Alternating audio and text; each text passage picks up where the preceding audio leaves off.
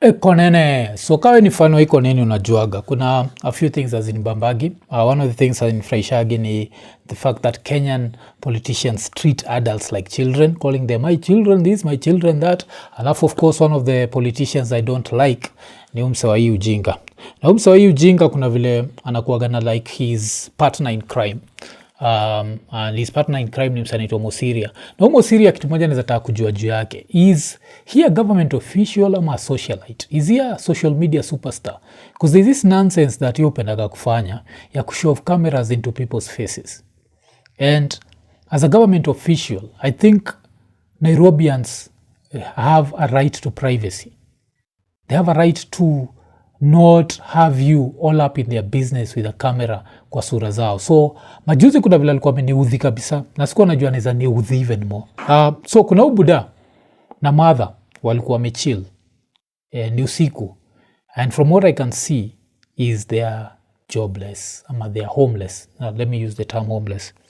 And he shows up there and all he does was disrespect them. At some point aliwaccuse juu ya kutaka kutiana mpaka kunachiki ule buda yuko unasema nataka kunini, and it's a terrible thing to watch, but tunajua iko nene. Wacha to watch part of the video. Ni vile nimesema ni depressing, you won't utajam, but this is a situation where we are in, where these people who are now rich treat poor people like shit. Sawa nimekupata. Vapi yako toke hapo. Vapi yote kashia hii.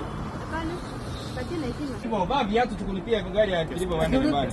Yako kilipo ni. Sawa. Nikupe.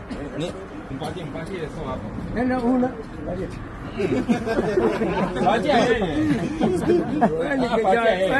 Ndio hiyo.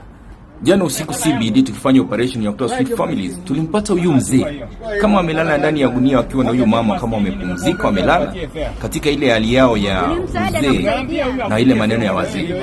Huyu mzee alikasirika sana kwa sababu tulimwamsha, tukawaambia tunataka tuwasaidie waweze kutoka kwenye street wende nyumbani. So at no point unacheki he insinuates through his voicing, because you do voiceovers. Vile nakwambia sijui kama ni socialite ama ni government official, but this dude actually does voiceovers. It's the most cringy bullshit you'll ever go through. So embarrasses people by shoving a camera in their faces because he's a government official, invading their privacy, and then just talks shit in the so kuna hiyo msikia vile amesema he's implied that they were fucking wakifanya vitu za wazee na cheki walikuwa kwa gunia. And the way ubuda alichukua, kwa sababu ubuda alikuwa amejam, like wanaweza kuwa ni watu wawili ni wazee washapita hiyo age ya kudinyana ovyo. So they just want some warmth, and they are homeless people are all over the world. I don't think there's anyone who comes from a foreign country, especially a first world countries, and sees homeless people, and that's the first thing that amazes them. The first thing it amazes me, damn, Nairobi is so dirty. Then the second thing is like, damn, this place smells of corruption. That's the reason it is amazing. The last thing utafikiria juu yake ni homeless, because homeless people exist all over the world, in all cities. Wacha tusikize. Huyu mama pia alionekana akiwa na mental problem issue kwa sababu alituambia anategea masaa ifike aende US. Aende kwa airport, apande ndege aende US. Sawa, kula umaliza kula chungwa yako, uende airport. So, this is another thing I was wondering. This woman has mental health problems. She thinks she's supposed to travel to the US. When you tell us this as a county government official, what are we supposed to do? Are we supposed to laugh at her? Are we supposed to laugh with you? Like, what's the goal here? I want to understand. Like, what are we trying to achieve? By kumwambia, unaenda US, and then having fun with it. Mtajia huko sawa? Enda ukae hapo kuna machungwa yako kunazo ende hapo. Nini na pesa? Uko na pesa yako? Wewe hata mchana huna. Hiyo yote nipatia. Sawa nimekupata. Vapi yako toke hapo. Vapi yote kashia hii. Mimi nataka kesi juu. Sawa. Tumekubali. Wewe ni afisa?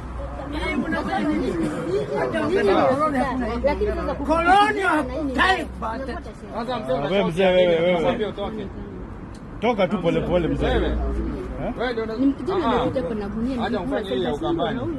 Sisi tuko na Mungu. Wewe una Mungu na kuwekelea ati mnasamba huyu. Macheki, the God card misused us say, mimi niko na Mungu. What would you think God would do that? Chase away homeless people in the middle of the night and accuse them of fucking? That's why mechikio Buddha ametumia the T word. And najua mimi nimetumia the F word. But I don't know. T word sound game. Was kushinda the S word. Didn't have the F word, huh? Okay, na digress. But his story, don't bring up God when you're busy harassing people who are homeless. There's no one in his right mind who would sleep in the middle of town and they have somewhere to go. So ukisikia hata hii nonsense ati wanampatia transport aende pahali, if there was a place to go to in Athi River, he'd go there. For you to see him, a man this old, sleeping in the middle of town, there has to be a reason. Unasema tunasamba huyu. Mzee kuna mtu amesema kutomba. Wewe mzee ndio unataka kutomba. Mimi mzee. Akisema hivyo, babi yatu tukulipia gari ya kilipo waende nyumbani. Yako kilipo ni tu. Sawa. Nipe. Mpatie ile sawa hapo. Nenda una. Patia yeye. Ndio hiyo. Nataka yangu. Another messed up thing during conversation ni he's a government official. He could have censored the T word. Chikivilo, but kuna sikia ule mse wake kwa background. Wamejazika kabisa. Tamba. So hii ndio nonsense. So hii video nakumbuka niliwatch na nilikuwa nimejam kabisa. Alafu of course I was not surprised. Mtu yote ana hang out na Sakaja. I don't expect them to have, najua, when I look at Nairobi and I see the way Nairobi is a piece of shit and a lot of things don't work the way they're supposed to work, I don't expect anyone who works with Sakaja and is Sakaja's best worker to be anyone who's competent, najua, to a level that can impress me. But it gets worse. So he does this, ends up of course embarrassing these people, and that was not enough. During the day, like on a different day, he goes to the middle of town and this woman was not going to take his shit and she just lost it. And she lost it cause mi kuna vitu neza relate to. Ambiaga watu, ikikam to story na poverty, story na thug rock, that's how I was raised. Mi niliraisiwa na thug rock. So I'll always support people who are out there trying to make an honest living. Not all of us can work for the government. Not all of us can have access to free money. Some of us have to work for every single coin that we get. And this is what this woman was doing. If you look at her, she has a kid. Mtoi mdogo, a baby. In the scorching sun. Amelei Nini katikati ya tao. Is it right that she's a hawker and she was blocking the street? No. But is it also right to shove a camera in her face and record her and then post it on social media and still do the stupid commentary? Is that right? This is what I have a problem with. This nonsense of instead of people being public officials, they end up being socialites. And I think that no matter what crime was wanna commit, they deserve some level of privacy. Hawafai kuwa wanaembarasiwa. So, wacha tusikize umadha. Kuna haya huko nyuma. Ama ni nyuma upeana wana pesa ndio wanapewa backstreet wewe. Wacha kutupima wazimu na bangi wewe. Sawa. Kutupima wazimu nini? Na nyinyi ndio mkono atoa pesa. Mkipewa pesa mnaweka kwa mfuko na wewe ukondi. Sawa. Endelea. Yeah, ukiweka pesa mnaweka kwa mfuko. This implies the corruption in the county government. No one respects these assholes. No one respects you. Yes, you intimidate us and we might fear you, but we don't respect you. You can fuck off. Like there's nothing. And these embarrassing poor people, like let's see you do this in rich neighborhoods. Enda huko utafute rules wana break huko alafu wafanyie hivi. Hauwezi. Kuna time mulitry kutuonyesha mnashtua ma Chinese kadhaa, and it was literally, I'm sure, the county government of Kenya going after Chinese. It was an extortion scheme. I don't remember ilikuwa nini, but tushasikia hizo stories zao. Kuna time wase walikuwa na teta Kilimani, I think, about vile the county government imekuwa corrupt mpaka apartments sijui zinapatianwa sijui to who and who and who. Nakumbuka there was that allegation. So no one looks at the county government and thinks of these like noble people, and this we just see corruption and we see arrogance and we see people misusing their power. And this is what I was seeing here. I was just seeing a misuse of power and abuse of power, and also just embarrassing poor people, just shoving a camera in their faces. This woman now picha yake iko all over, na vile iko all over kuna watu maybe wako wanajua kila nafanya Nairobi.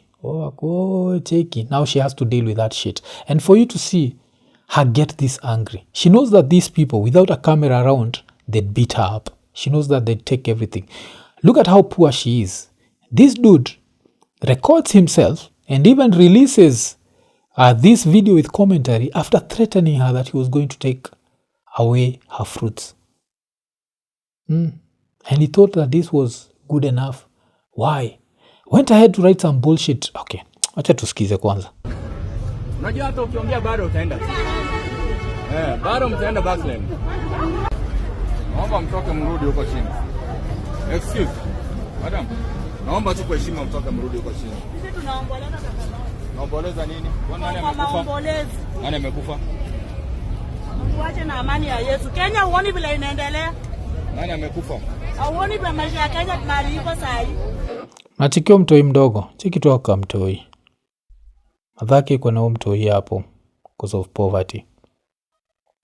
And she's fending for herself.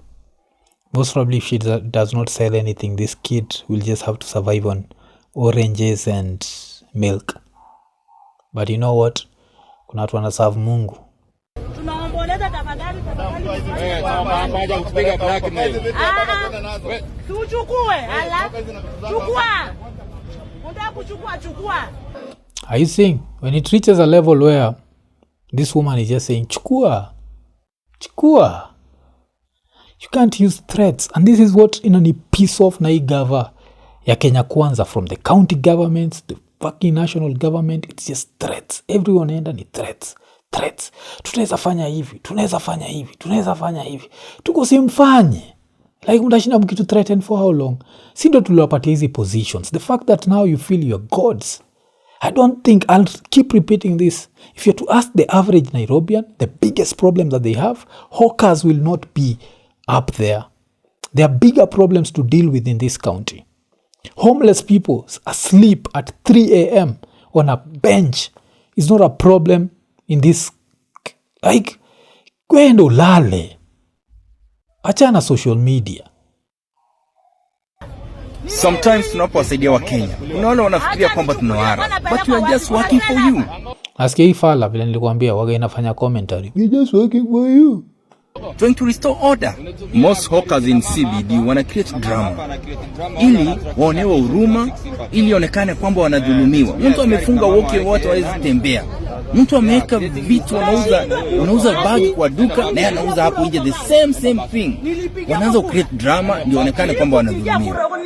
Nacheki fala iliamua kupatia an example ya watu kuuza bags in front of a store that sells bags. This woman is selling fruits literally.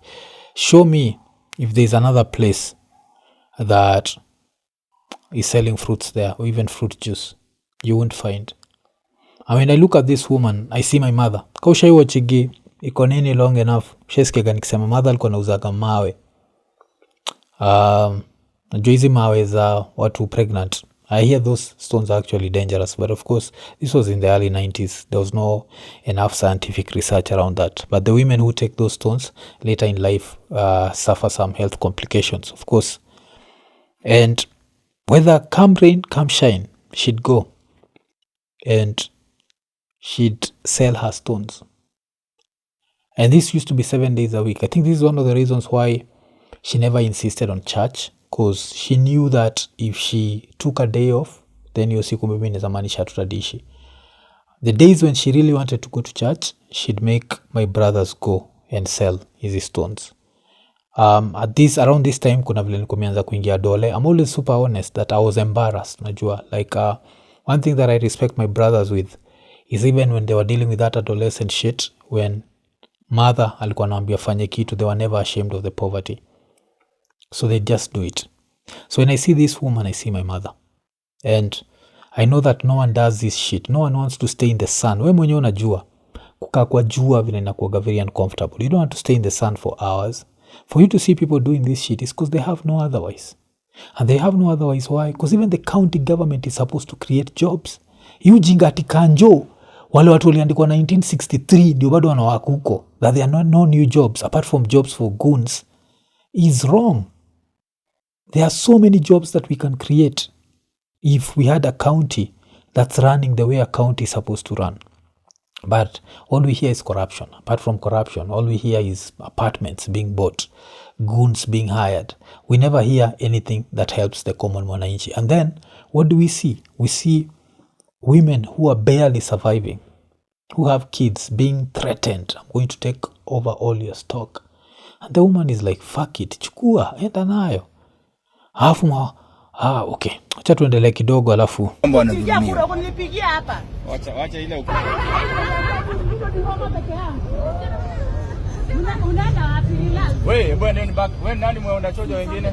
Atutaenda wapi? Chukua sura hiyo mzuri huyo sasa huyo ndio tutanina.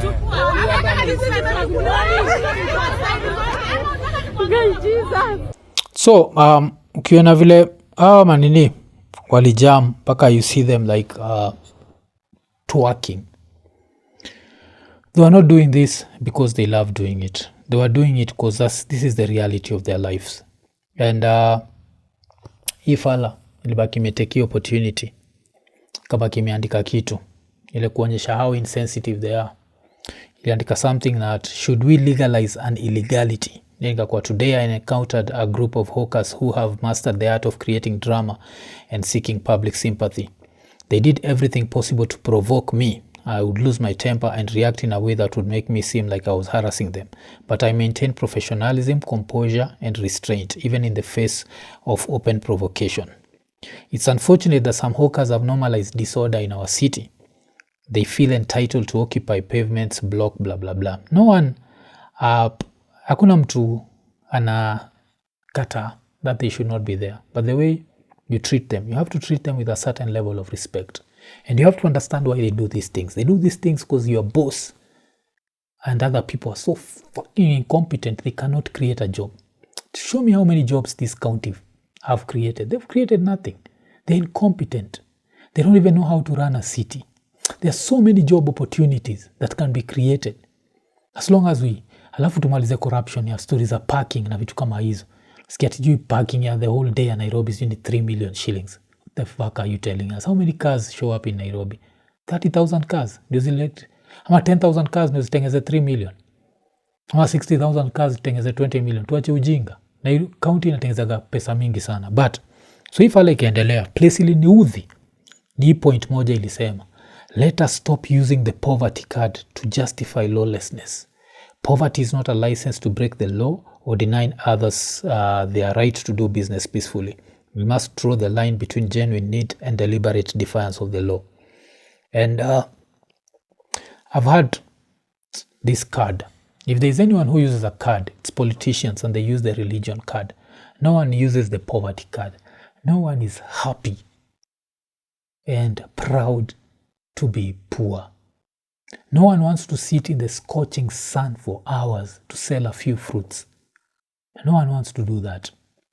No one wants their kid who's just come from the womb, bado atajazoea jua, hawekwe kwa jua kama hiyo, making the kid risk, isn't it like complications? Mtueni zaenda pata na skin cancer. These are the things that this woman is risking. No one wants to be in the middle of town on a pavement where they can be, watu wanaanza kukimbia at any point, there can be a stampede and the woman can get hurt and the kid can get hurt.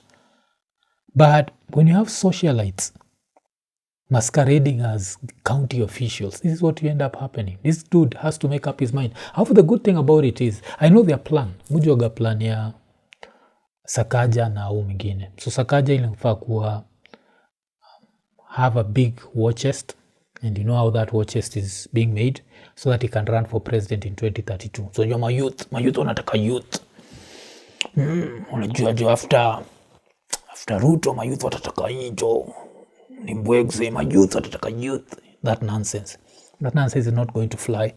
As soon as we hired the goons, story hiyo iliisha.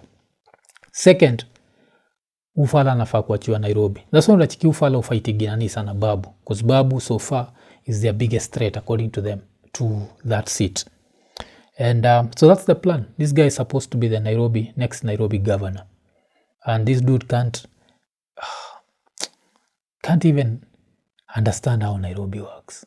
Kuna kitu moja umadha alisema at some point, mtatoka na mtatuacha hapa. Ever since I was a kid kumekuwa na hawkers, and I keep saying I'm not justifying hawkers being nini. All I'm justifying is we need to treat poor people with a certain level of respect. No one chooses to be poor. No one chooses to be homeless. No one chooses to sit in the scorching sun selling fruits. And there's a reason why hakuna hizi designated markets zenyu. Majuzi nakumbuka kulikuwa na markets juu ilikuwa inatengenezwa 100 million. What happened? It didn't work out. It was a corruption scheme. So all these corruption schemes that you people come up with and you end up making money, they affect the normal average Kenyan. And this is the reason why at some point they are like, fuck it, let me just go and put hii gunia katikati ya tao, sijali kama sionekani. Halafu udem kimwangalia, because ni dem. I'm sure she is less than 35. In Kenyan terms, yeye ni youth. Nafikiri yuko proud kuwa hapo na mabese zake kwa Instagram and others showing a soft life. No, she's not.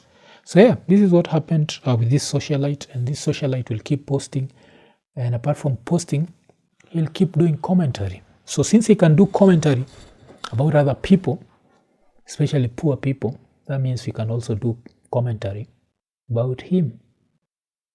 And tukimalizia, fuck that a-hole. Eko nene.